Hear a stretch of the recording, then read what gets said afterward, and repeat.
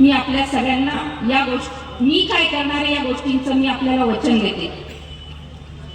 मी या शहरासाठी शुद्ध पाणी आणणार आहे आणि जनतेचं आरोग्य चांगल्या पद्धतीने राहण्यासाठी मी त्या गोष्टीचं मी नियोजन करणार आहे.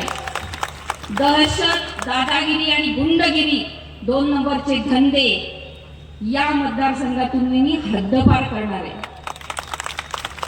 महिला, व्यापारी, पत्रकार, नागरिक, अधिकारी आणि कर्मचारी यांच्या सुरक्षिततेची हमी मी घेणार आहे.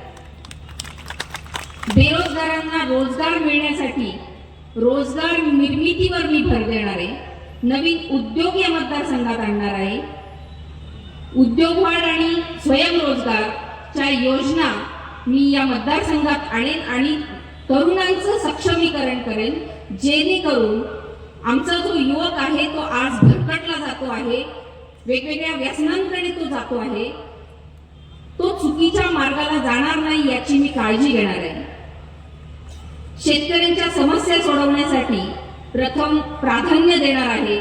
मग ते हमीभाव असतील, मग तो शेतमाल प्रक्रिया करणारे उद्योग असतील, कोल्ड स्टोरेज असेल, खतं किंवा औषधांवरचा जो काही GST आहे ते माफ करण्यासाठी अशा शेतकऱ्यांच्या गोष्टींसाठी मी पाठपुरावा हा मी माझ्या काळात करेल हे मी आपल्या सगळ्यांना वचन देते. पाचोरा भडगाव जे शहर आहे त्याचं सौंदर्यीकरण मी करेल. अद्ययावत नाट्यगृह इथे आणण्याचा प्रयत्न करेल. जलतरण तलाव इथे आणेल. क्रीडा संकुल जे आजपर्यंत अपूर्ण अवस्थेत आहे त्याला मी चांगलं रूप आणण्याचा मी प्रयत्न करेल. लहान मुलं, महिला आणि वृद्धांसाठी चांगलं उद्यान आणेल. ऑक्सिजन पार्क असेल, जॉगिंग ट्रॅक असेल, ह्या सगळ्या गोष्टी आणून हे पाचोरा आणि भडगाव शहर सुंदर कसं होईल अशी ओळख निर्माण करण्याचं मी काम करेल. बांधवांनो, दलित आणि आदिवासी बांधवांचे जे काही प्रश्न आहेत ते प्रश्न देखील मी प्राधान्याने सोडवण्याचा प्रयत्न करणार आहे. आमदारांनी माझ्या नावाचा डमी उमेदवार इथे उभा केलेला आहे अशी आता ते काय करतील की वैशालीताई सूर्यवंशी यांनी भावाला पाठिंबा दिला अशी खोटी अफवा पसरवणार आहेत. त्यांची तयारी कशी चाललेली आहे हे आपण सगळ्यांनी लक्षात घ्यावं. माझा त्यांना सवाल आहे, जर आपण 3000 कोटीची कामं केलेली असतील तर डमी वैशाली सूर्यवंशी नावाची उमेदवार उभी करण्याची गरज काय पडली, हा माझा त्यांना सवाल आहे. मला म्हणतात की आपण काही मुद्दे बघते, वाचून बोलते. मी शिकलेली आहे म्हणून मी वाचते आणि मला असं वाटतं की मुद्दे बघणं आणि बोलणं याच्यात वाईट काहीच नाहीये. पण बांधवांनो, मी तुम्हाला एक सांगते, मी चुका करणार नाही. मी मुद्दे समोर ठेवलं म्हणजे मी मुद्देसूद बोलेल. मला चूक करायचीच नाहीये म्हणून मी बघते. त्यांना काय बोलायचं ते त्यांचा प्रश्न आहे, त्यांनी बोलत राहावं. मला त्याचा काहीच फरक पडत नाही. इतकं भयानक पद्धतीने ते बोलतात.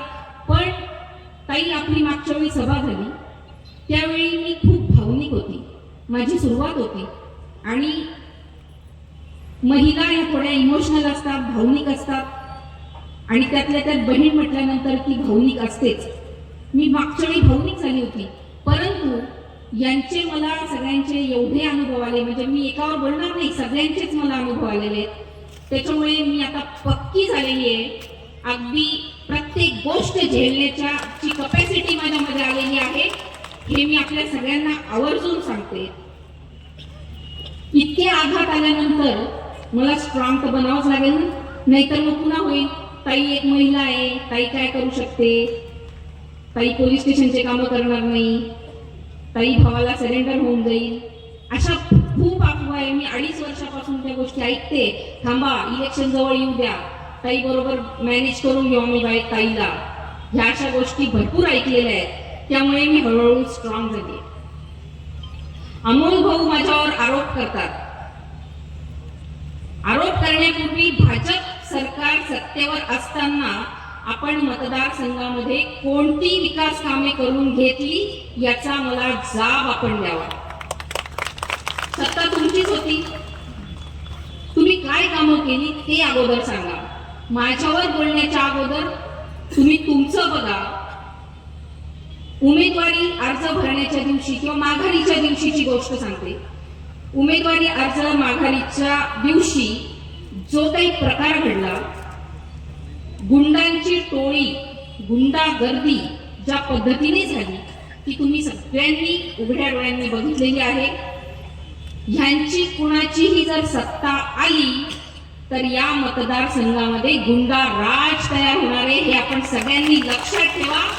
बांधवांनो, मी हा शब्द जो बोलते आहे तो मी जाणीवपूर्वक बोलते आहे. आपण प्रत्येक उमेदवाराचा मागचा इतिहास बघून घ्यायचा आहे. मी खूप जाणीवपूर्वक बोलते, म्हणून माझी कळकळीची विनंती आहे आपल्या सगळ्यांना की आपण विचार करून निर्णय घ्यावा. बांधवांनो, उमेदवार अनेक आहेत. काही संधी साधू आहेत, काही 60-40च्या फॉर्म्युलाच्या आहेत, काही गुंडांचे सम्राट आहेत, गोरगरिबांना लुटणारे पण आहेत. सगळे जण आता भूलथापा देतील, जातीपातीचं राजकारण करतायत. निवडणूक आली की जात दिसते असं जातीपातीचं राजकारण करतायत. माझी आपल्या सगळ्यांना विनंती आहे, यांच्या भूलथापांना आपण कुठेही बळी पडू नका आणि त्यापासून आपण सावध राहा. त्यांच्या भूलथापांना, पैशांना देखील बळी पडू नका आणि या मतदारसंघामध्ये भयमुक्त, भ्रष्टाचार मुक्त आणि सर्वांगीण विकासासाठी आपण मला आशीर्वाद द्या. ही संधी शेवटची संधी आहे, मी आपल्याला सांगते. जर आपण ही संधी गमावली तर आपल्या पुढची पिढी आपल्याला माफ करणार नाही. या मतदारसंघात सुद्धा बदल होणं गरजेचं आहे आणि संबंध महाराष्ट्रात हा बदल होणं गरजेचं आहे. बांधवांनो, या निवडणुकीत मी आता खूप जास्त वेळ बोलणार नाही, कारण आपण सगळेजण ताईंना ऐकण्यासाठी आलेले आहात. मी तर बोलतेच नेहमी, पण माझी आपल्याला सगळ्यांना विनंती आहे, आपली निशाणी आहे मशाल. आपलं ईव्हीएम वर बटन आहे 2 नंबरचं. 2 नंबरचं बटन दाबून आपण 2 नंबरचे धंदे बंद करण्यासाठी आपण मशाल या निशाणीवर आपलं मतदान करून मला भरभरून मतांचा आशीर्वाद द्यावा ही मी आपल्या सगळ्यांना विनंती करते. आणि या मतदारसंघात शिवसेनेची पहिली महिला आमदार म्हणून निवडून देण्यासाठीची आपण निर्णय घ्यावा आणि तसा निकाल लावावा. मी अशी आपल्याला हा इतिहास घडवावा अशी मी आपल्या सगळ्यांना विनंती करते. आणि आता आपली मुलूक मैदान तो बोलणार आहे, त्यामुळे मी इथेच थांबते. धन्यवाद. जय हिंद, जय महाराष्ट्र.